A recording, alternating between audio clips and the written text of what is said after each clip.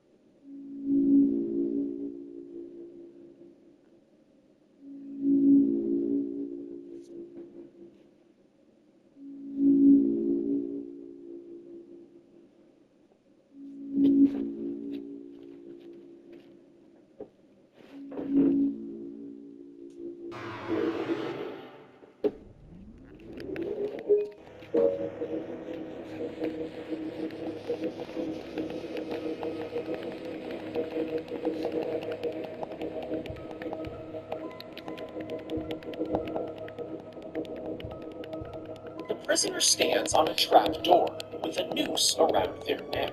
In the next room, 3 workers each face a button. At a signal, all 3 push their buttons at exactly the same time. Now, only one button actually opens the trap door beneath the prisoner's feet, meaning nobody knows who really activated it, so no one feels guilty. The prisoner falls instantly, and the identity of the true executioner is never known. The prisoner stands on a trap door with a noose around their neck.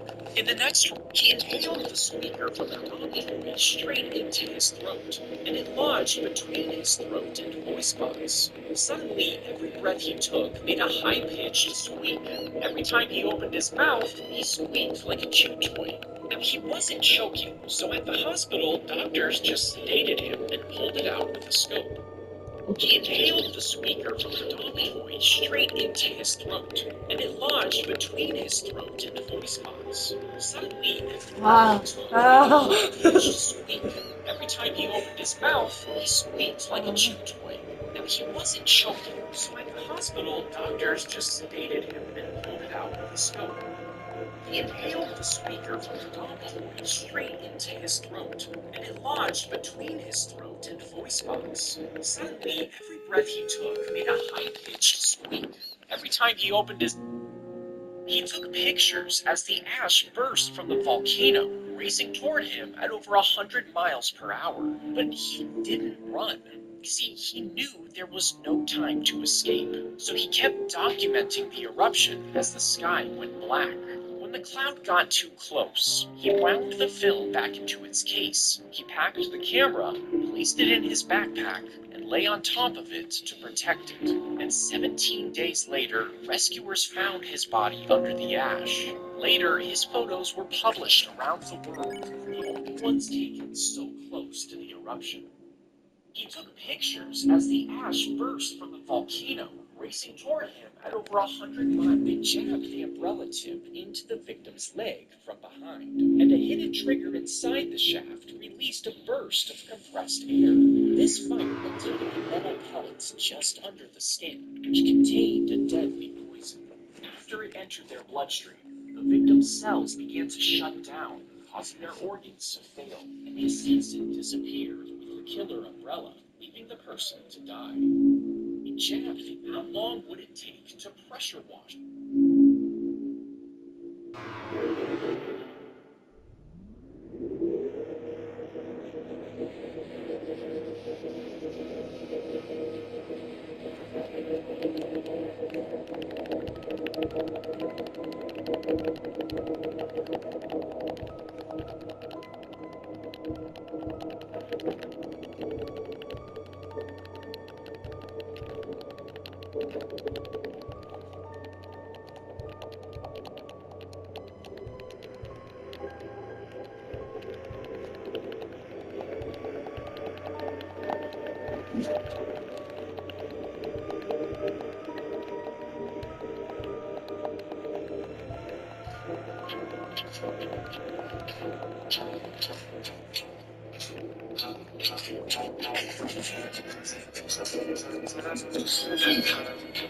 This is your warning to never be friends with a bilingual person, because I have a friend that speaks English and Spanish, but his parents are from Mexico, so they don't know any English. So when I met them for the first time, it was a nightmare because my friend likes to troll a lot. But he had to be the translator for me to communicate with his parents, since he was the only one who knew both languages. So in meantime, he would purposely mistranslate what I said to his parents because he thought it was funny. Like I was in the car with his whole family, and his mom asked what type of music I listen to, so I told her that I mostly listen to rap and R&B. But when I said this, my friend started chuckling and was trying to relay the message to his parents. But then I understood it because when he spoke Spanish back to his parents, I only recognized one of the words he said, but it was they. He told his parents that they didn't listen to the other part. Like that, I just thought it was about how to translate what he said.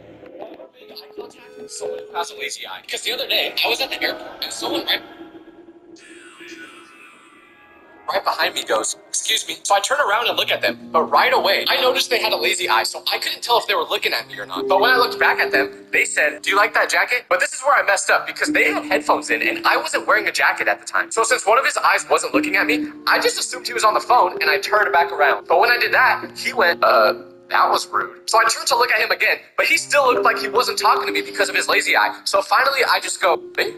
And he nods his head yes. So that was when I realized he was talking about the jacket I had on in my screensaver. So I apologized, but I didn't know what else to say because I couldn't just be like, "Oh yeah, sorry, I couldn't tell you were talking to me because of your lazy eye." I should have just pretended to be deaf. Why do I look so different in pictures compared to real life? Because I don't think I'm bad looking, but when someone takes a picture of me, I'll look at it and be like, "Oh, I thought you were taking a photo of me, not Jabba the Hutt." But it makes no sense because I look at myself in the mirror and I'm like, okay, this is what I look like. But if I don't move and take a picture in that exact same spot,